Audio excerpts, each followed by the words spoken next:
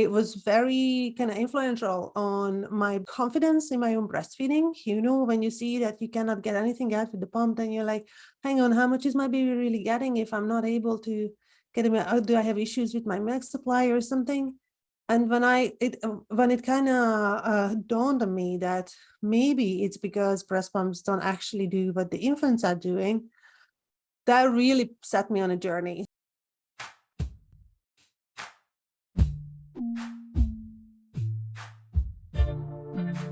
Hi, my name is Augustine Colebrook, and I'm the principal at Midwifery Wisdom Collective. I speak on this podcast about big picture political issues and the future of our profession. Hey y'all, I am Jamara, and I'm a midwife. I'm also a birth justice activist, and this season I am looking forward to sharing stories of Black midwives and the communities they serve. Hello, beloved birth community. I'm Angela Love, nurse midwife since 2004, preceptor, and mother. I have a home birth practice called Midwife Love and a national telehealth practice called Midwife RX. My mission is to keep birth choices available and to educate the next generation of midwives for our daughters and grandchildren. Matriarchy now. I'm Layla Wyatt. I get to share with you the voices of student midwives from across the country and beyond. This season, we focus on those students who just graduated, are about to sit for the NARM, or did yesterday, and we get tips and tricks for you for what happens at the end of the student midwife journey. Well, welcome to the Midwifery Wisdom Podcast, Eva. I'm so excited to have you. Tell me a little bit about yourself. Right. Well, it's my pleasure. Thank you for having me here. So myself, my background is actually in business. So I have a master's degree in economics, and I have been working as a project manager. I was working with EU funds for a very, very long time. Before I got pregnant, I moved to Ireland, and I've been living here with my 2 sons and my husband. And I suppose pregnancy and especially the breastfeeding journey was something that really, it's transformational, I think, for most moms. And for me, it was particularly so because I had difficulties with breastfeeding, especially with the first child, a combination of not knowing and being stressed and really wanting to do it well. It can sometimes you can tangle yourself into situations that are just not working perfectly. So that was pretty much my background. So I'm not coming from a medtech background myself, but I have a good understanding of how projects need to be kind of developed into something. So I suppose that's where I was coming from. And my husband, he is in medical devices. So he's working in that field. So I was always on the sideline of the topic. I always saw what he was doing, And I remember one day when I was breastfeeding, and I was part of this Facebook group, breastfeeding support Facebook group. At that time there wasn't so much around, especially here in Ireland, but there was some. So I remember looking at that Facebook group, and somebody posted a video. It was an ultrasound video of an infant suckling. And that was such a turning point for me, because I never until then have I thought about what's going on in the mouth of the infant. I was just like seeing my baby, oh, he's breastfeeding so cute, but I never thought of what he's actually doing. But I was using breast pumps, trying to use breast pumps with very little success. And I was looking at that video thinking, wow, that's something definitely not what my breast pump is doing. I can tell that much. I don't see that happening with the breast pump. And so it was very kind of, this aha moment of like, how can this be so different? And especially that I had a lot of pain when I was using breast pumps. And never really got any milk out. It was very kind of influential on my breastfeeding, on my confidence in my own breastfeeding. When you see that you cannot get anything out with the pump, then you're like, hang on, how much is my baby really getting if I'm not able to get him out? Do I have issues with my milk supply or something? And when it kind of dawned on me that maybe it's because breast pumps don't actually do what the infants are doing, that really set me on a journey. So I started to research it first, just out of interest, and then the deeper you dig, you realize that that there is something fundamentally not correct here. Something is not the adequate way to approach our breasts. And but the half of my husband, who was also from an engineering perspective and medical device perspective, he was like chipping in all the time. I was like, yeah, that's something else. He was taking one of the breast pumps apart to see exactly what they do. That's fantastic. Do you have any pictures like that would go viral? Yeah, absolutely. You could see him, like hunched over on the table on the pieces and thinking like, what's going on here? And then we were fortunate enough, like in Ireland, there's a great deal of support for medical device innovation. So there's a good understanding of how to approach these things.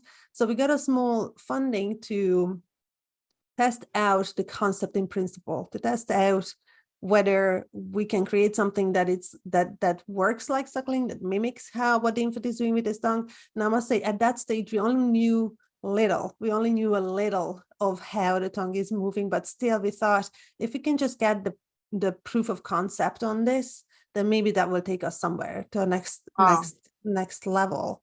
Well, before you tell us all about what you've created, which I know I'm kind of waiting with bated breath, I'm so excited to hear. I think, our listeners are mostly midwives and birth workers. And I think I'm very curious to know what the key difference is between sucking and suckling. Like, you've made that differentiation. Would you be able to explain to our listeners what you discovered? Yeah, sure, absolutely. So I suppose the biggest difference is that sucking is nothing other than applying vacuum. So the only element that you're working with is vacuum. As the pumps are generating vacuum, they are like simple sucking machines. So they apply a high pressure, negative pressure on the breast, and by the law of physics, the liquid is the most mobile part that in there and the tissue, of course, a little bit, but the liquid starts to come out, the milk starts to come out. That's pretty much it. That's sucking. And then suckling is that really complex motion of the tongue that developed throughout millions of years of evolution in tandem with the breast. So suckling and breastfeeding is an interaction. It's a function. It's a very rare, unique bodily function that only exists in interaction between the breast and the infant's intraoral cavity, mainly the tongue. So that complex motion has a few functions that necessarily need to be there for it to work. And that was, I suppose, that took the longest in our 2-year research and development project to suss out, to figure out, based on all these research papers and existing knowledge among lactation consultants and ultrasound imaging, what exactly are those functions that need to be in place. So what we found that defined 5 functions, and they're pretty much, I think they are known to some extent, but not... lactation consultants know it, but maybe the general public... Mm-hmm. Yeah, lactation consultants would know it, but I suppose they only really look at it from a perspective as well, is like, this is suckling, as opposed to trying to pin down what those exact things are. But some of them are common enough, like something that, like a latch. Latch is one of the functions that need to happen for suckling to happen, right. And it's no connection, then you can't draw it out, right? So those babies that have cleft palates, they can't form a full suction, and therefore breastfeeding is inhibited. Yeah, exactly. That's a very good example, and the same with tongue tie. So like if you want to look for any proof of like why it's so important that suckling, the suckling tongue, the motion of the suckling tongue, it needs to be there for breastfeeding to happen, is to look at tongue ties, for example, to see that if you have a little bit, if the motion is a little bit compromised, the whole breastfeeding is already compromised. So and we see that as like consultants for sure. And just a little plug, we have an incredible course called Advanced Lactation an oral exam in the newborn for practitioners, and it's on the website Midwifery Wisdom. Okay, back to you. Oh, that's perfect. Oh, that's so handy, actually, I think, because Yeah. it's such, as you know, like these kind of biomechanical things inside them are You so can see important them for. because it's the physiology, right? Yeah. It's not the anatomy per se, it's the physiology, which is so It's the fascinating. physiology, is the Yeah. motion itself, it's the function. Yeah, exactly. Oftentimes is the anatomy too, if it's the tongue tie. And so learning how to examine that is so important. Yeah. My baby, actually, the first one, he was tongue tie. And after. It can lead to such challenges. So God, crazy. yeah. Oh God, yeah. And then you know, it's always kind of somehow, well, for myself as a mom anyway, but I'm sure other moms resonate with this as well, that you start to look for what's wrong with me, what am I doing wrong? You know, if you don't get the right support around you to help you through those challenges, then you start to doubt yourself first. Yeah. So unfortunate.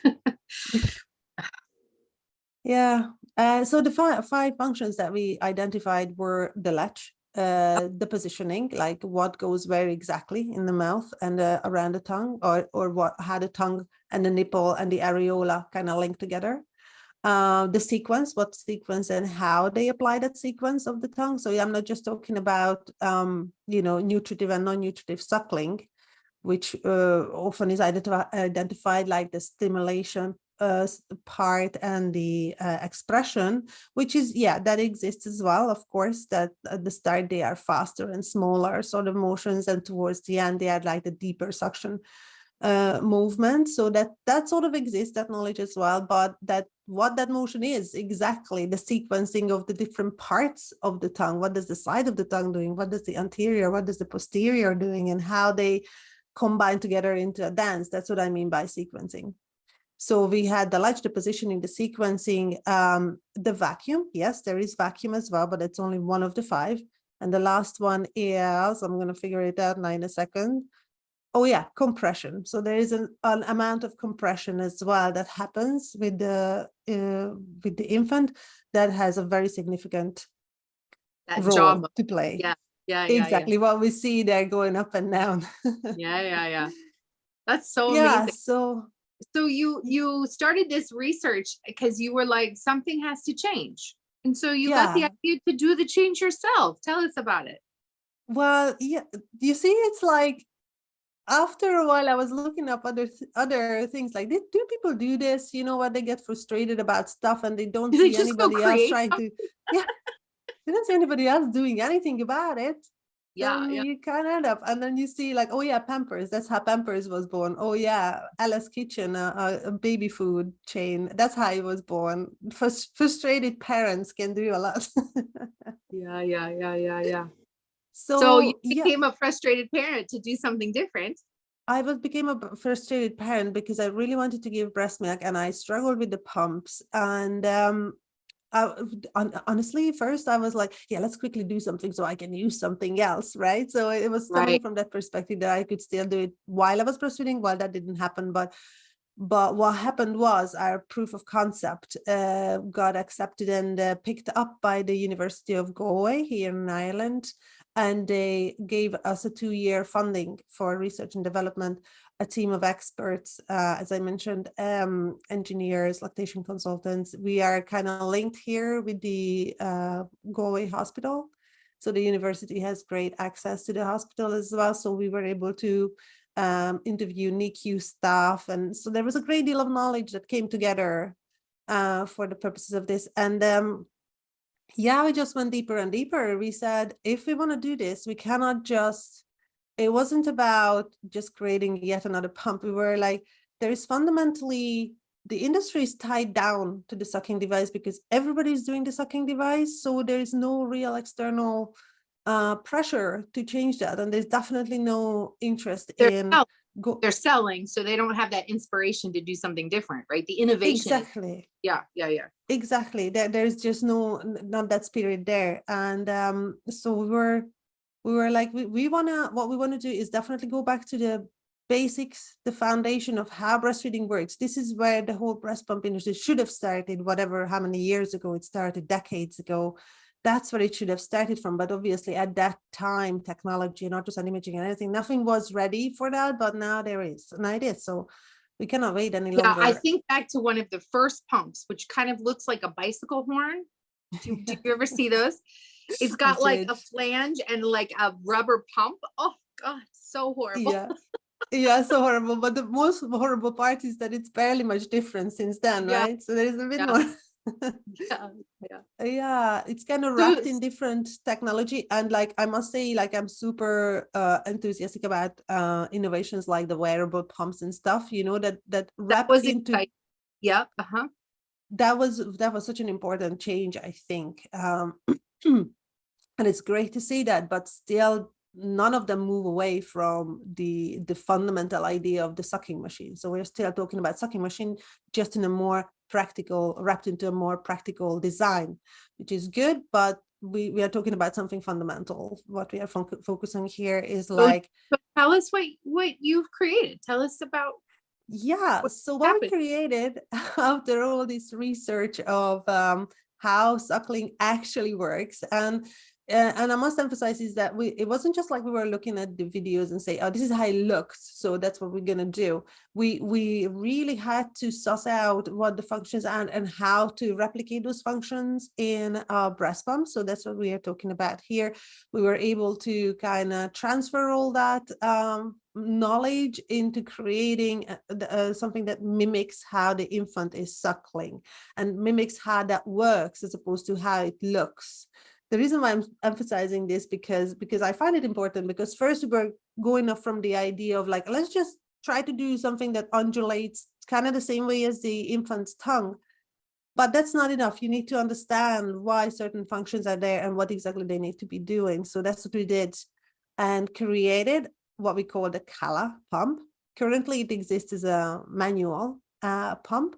And we're hoping to bring that one out in the fundraiser during August and September. I don't know if I can talk about that part or. Yeah, you're welcome to. Yeah, it's August. It's time to talk about it. So tell us. Yeah, totally. Yeah. So it's a Kickstarter campaign. So we are hoping that moms will come and get their own Cala manual pump that works like suckling. It truly works like suckling. It's very comfortable, super efficient. So it's like kind of way more similar to what the infant is doing. And there are a few additional features to it that I'm super happy about. One of them is it's wearable. So it is the same as the wearable pumps you can put in your bra and express it through there. So there's a level of discretion and a level of kind of practicality there. So it's the first wearable manual pump. Also, it fully expresses the milk. So I don't want it to be kind of confused with milk catchers that you can, some of the milk catchers you can press once to kind of release the additional or excess milk, but it's not something you can use to fully express your milk. So the Cala manual pump, it fully expresses the milk. And then the third one is that it one size fits all. And I'm so happy about that, because that's another outcome. You see, like when you go back to how nature does things, then suddenly you realize that, oh yeah, some of the things that we keep compensating for, like using different flange sizes with pumps, it's not an issue anymore at all, because if you do what nature tells you and figured out over millions of years, then that problem resolves itself. So just because you're able to kind of create, like the same way you are able to breastfeed a newborn and you're able to breastfeed a 6-month-old, they clearly have different sizes of mouths, right? And like the different size of flange. Yeah, and it works. Yeah. So if you follow nature's way, you actually don't need different flange sizes. I mean, flange sizes at the moment with pumps, super necessary. Yeah, totally. Yes. But if you do what the infant is doing, then yeah, that problem kind of resolves itself. I'm so curious. I'm like, this is real innovation. How did you develop a one-size-fits-all pump? Yeah, so it was very important that the tongue and the motions, what it's doing, because we are kind of doing what the tongue is doing. The tongue keeps the breast and the nipple and the areola in position. So if you do that with the vacuum pressure, of course, that will keep everything in position. So you won't have that big tugging, pulling motion. That exists with pumps. And because the material itself, the silicone that we use, it kind of hugs onto the areola. It hugs onto whatever size it gets, right? So whatever you put there, it hugs around it. It's a latch, really, right? I mean, It's a latch. A latchable bra. I mean, Exactly. Inside the bra. It's amazing. I'm so excited. Well, we are too, but we are very dependent on moms now because we have a limited amount of time, so it's only the Kickstarter is only in August and September. So if somebody would like to get their pump or just support us, that would be so great to support, spread the word, pledge whatever people can, like we're hoping that we will get interest from lactation consultants and partners, anybody who kind of understands the struggle that moms go through with this. So it's only open in August and September, and also we have a limited amount of pumps that we can kind of pre-sale there. So I hope that moms going to visit our link as soon as they can and check it out for themselves. Awesome. Well, we are so excited at Midwifery Wisdom and want to share this knowledge because midwives, we oftentimes say midwives don't just midwife moms, they also midwife the relationship, they're that baby's midwife too. And we're there at the crucial first moments when they're meeting and learning each other. And I agree that breastfeeding struggle can be the most challenging thing. I mean, birth is challenging, but birth is 24 hours. Birth is one day, give or take a few, right? This breastfeeding relationship is weeks and months and years, and it sets the foundation for how they come into relationship again and again. And if there's this frustration, pain, struggle, that relationship is affected. It's really not a small thing. It's a very big thing. I don't remember, maybe it was Pam England or maybe Ina May Gaskin who originally said really pointing to that, man is not fed by bread alone, it's not just about the nourishment of the baby. It's also about this feeding, emotional, psychological, mental connectivity in the feeding. And when that is impinged in some way, it has long-lasting complications. Absolutely. That frustration of the baby at the breast or that frustration of the mother with a crying baby, they feed into each other. It's major from a psychological perspective. It's really major. Yeah, it is. So any way where you can kind of ease that, that's good. And also, there's a very small percentage of moms, especially in the US, that reach the 6 months milestone. I kind of call it the 6 months as a milestone, right? And then anything you can do to kind of prolong that period to make it longer so that they can reach that 6 months, that all adds to that this precious time they spend together. Latched onto each other as such, and creating all those little bonds. And and it exists on biochemical level as well, all of that prolactin, oxytocin reactions that go on in the body. And I'm sure there is something similar in the baby. I'm not sure because I don't, but I suppose the contact itself. Well, oxytocin is flowing in the baby with that connection. Yeah.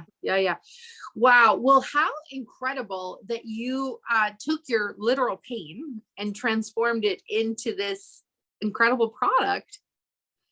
It was a journey. I must say. And at every corner we were like, are we sure?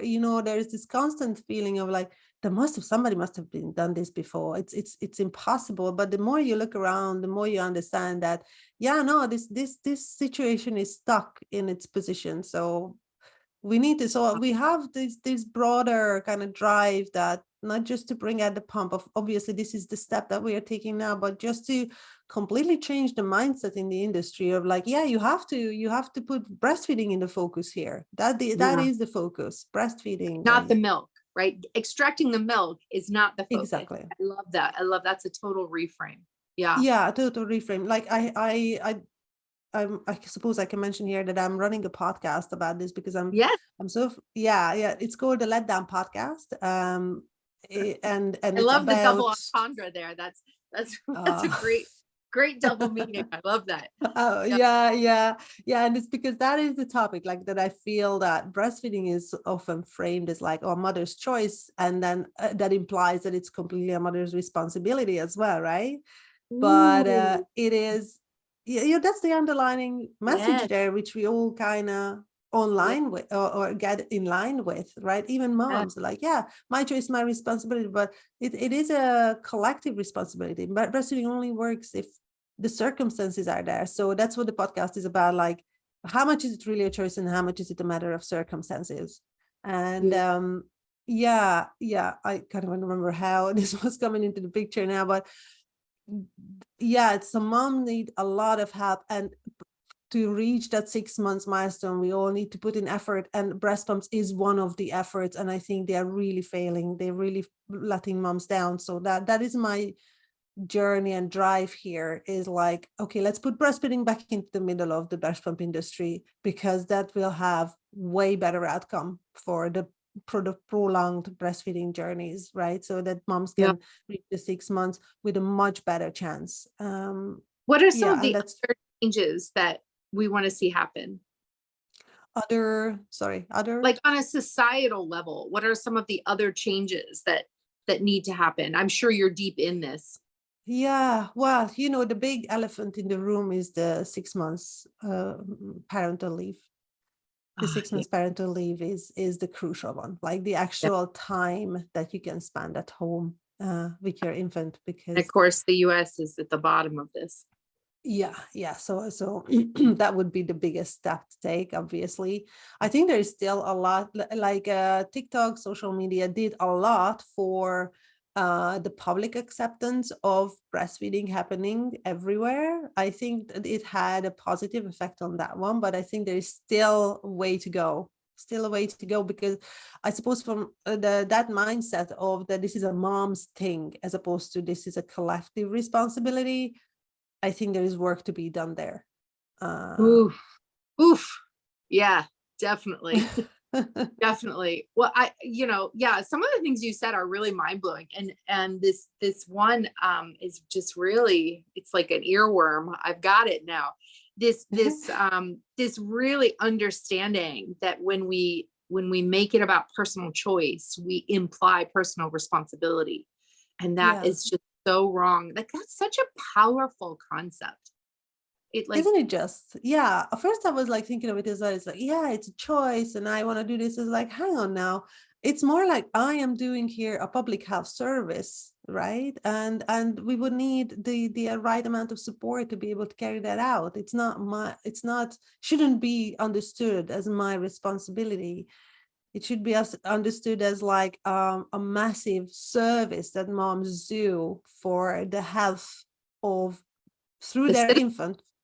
all of Yeah, the citizens, right? Like of the the citizens. the health of the country is dependent upon the ability of mothers to do this. And so, of course, the government, society, the systems, the institutions, they have to get behind the mothers. Yeah, exactly. It's I totally actually had a guest recently. Her name is Dr. Melissa Bartik, and she did a analysis about what are the costs of not breastfeeding in the US, like an annual cost. And of course, it runs into the billions of medical and non-medical costs, infant and maternal deaths. So it's like shocking how we kind of say, oh yeah, breastfeeding is a healthcare priority, but there isn't the system, the structure that supports that, yeah. so one It's thing to like say empty it, words, right? Empty words because there's empty no system to words. support it. Yeah. Yeah. Exactly. And Wow. actually, she was pointing out something interesting that was news for me as well. Now, this study was done in 2016, and she said ever since then, she hasn't seen much change in how the topic is approached. But in her findings, maternal costs, like the effects on the maternal health of not breastfeeding, is very significant. So she was kind of promoting or advocating that, we would need to reframe breastfeeding as a maternal health issue, Yeah. a women's health issue, and align up the strategies around that, which is, I think, very interesting. And I definitely didn't look at it that way. I was always kind of focused on, this is an infant health matter as opposed to Well, maternal or women health. definitely. And it's even more than that. Like you're saying, it's a societal health problem because of the lost revenue. I read a book a long time ago called The Price of Motherhood. You seen this one? No, I haven't came across that. Trying to remember the author. Anne Crittenden, I think is the name. Anyway, she made this fantastic correlation between like what happens when a soldier comes home from battle versus when a woman comes home from childbirth, and the difference in support, the difference in attention, the difference in services, the difference in access to resources. It's like radically different. You know, a woman in most of American society, a third of the time gives birth by cesarean, and a whole another percentage of time potentially has perennial wounds, comes home from the hospital, and after a day or two of visitors is alone with a whole new person to raise. It's really quite shocking. And then I remember specifically she talked in her book about something called the mommy tax, which is what she's calling the lost income as a result of motherhood. Right. For those women, right?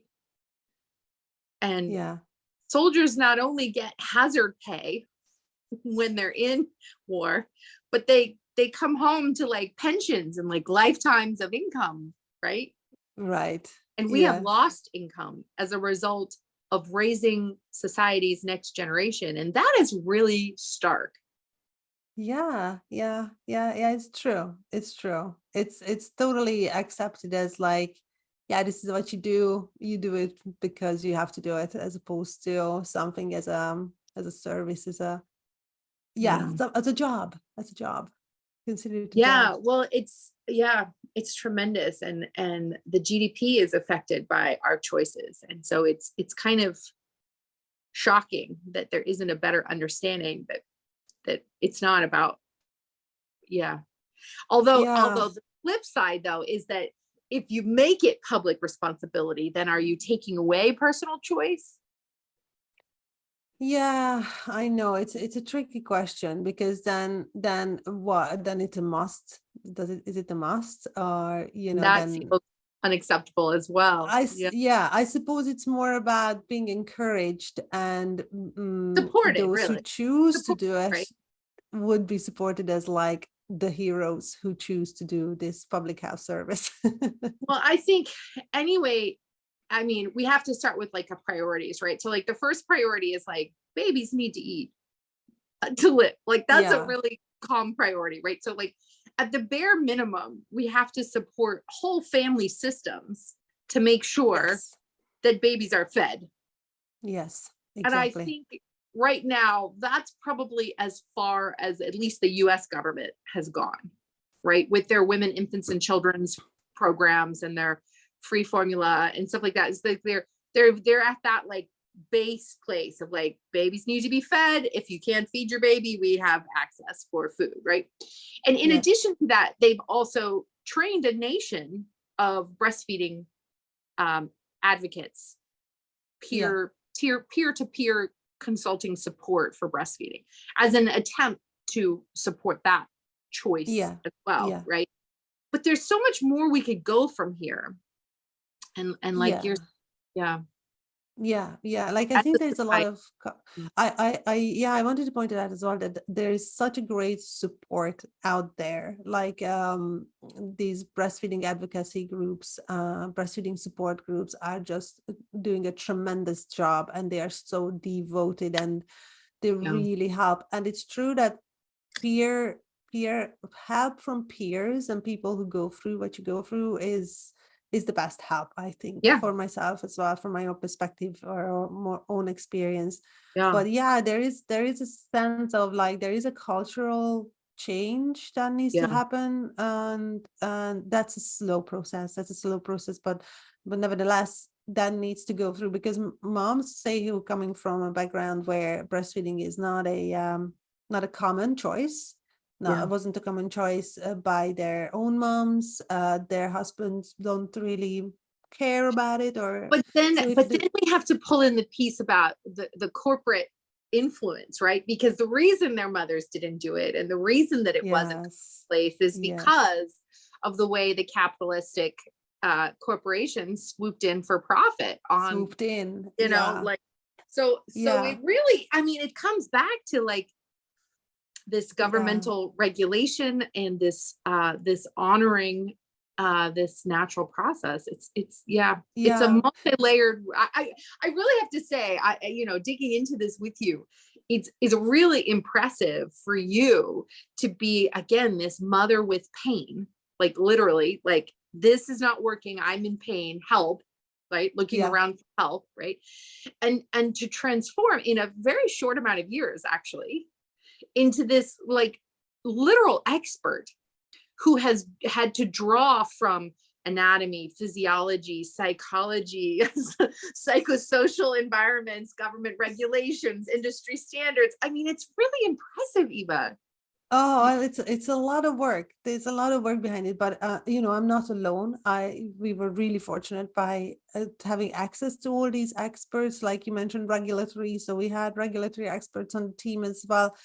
So I am in a very fortunate position to be in Galway and having University of Galway behind us, where they have a great amount of knowledge about how to do this. So for sure, so that but mattered a great deal.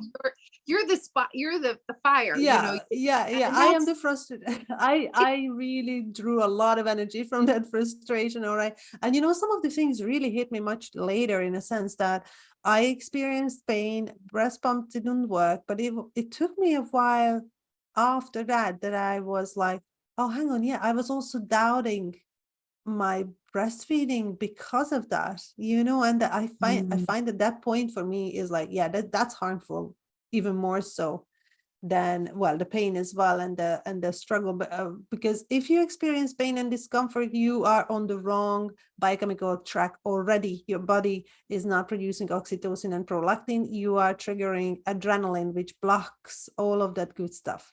So there's a compromise already on the biochemical level, but also mentally to think that you don't actually have the right milk supply, that's bad. That is a bad thing. Demoralizing. Yeah. And like, I don't know how many moms experience that. I don't know how many moms quite a few put these two thoughts in line with each other, to think that, oh, because I cannot pump milk, that means that I don't have milk, which is totally not the case. But I suppose many moms fall into the same trap as I did, to think that. Yeah, I think it's quite a few. Well, since our audience is midwives and birth workers, in your study and in your exposure in this field, is there anything that you wish providers, birth workers knew to help new mothers? I know that moms, they during their pregnancy, that's the time when they decide about breastfeeding, or make their plans about breastfeeding. So I suppose that was those precious time. I know that like after birth, I'm sure there's a lot of like skin to skin contact, but just to emphasize as well that part of that little process there is the moment when the baby first finds the breast, and to give that the time. I'm sure it's already there. I'm sure I'm not saying anything that's news to you here, but like, just to kind of emphasize the significance of that precious moment, and how much it will linger throughout, and just give that confidence as much as possible to moms that they can do it. They can do it. And hopefully that kind of translates into a longer period of breastfeeding. Yes, I love that. Yeah, that golden hour, that breast crawl, that skin to skin. And I really love your reminder that to have those conversations in pregnancy, because they're already having those questions. And so to be a resource. Exactly. Yeah. Exactly.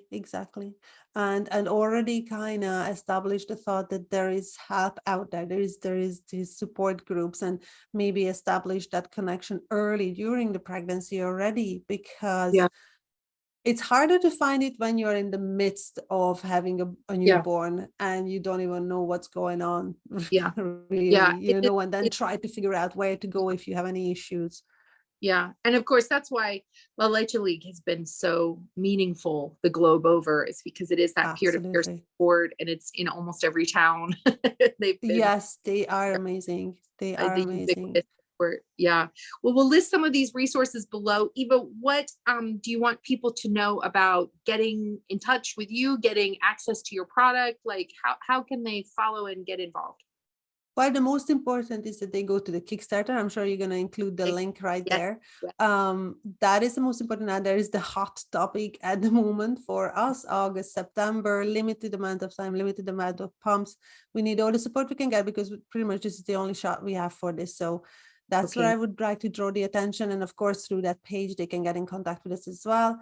And then if they would like to check out the podcast, we can include that as well, the Let Down podcast. If that kind of looks at the broader picture of, like, as I explained about breastfeeding and how we can make as a society at least the 6 months breastfeeding happen. How can we help for that to happen? Yeah. Awesome. Well, Eva, thank you so much for coming on, sharing your. It was my pleasure. Wisdom. Yeah. Thank you so much. Have a great day. Thank you for having me. Thank you. Bye.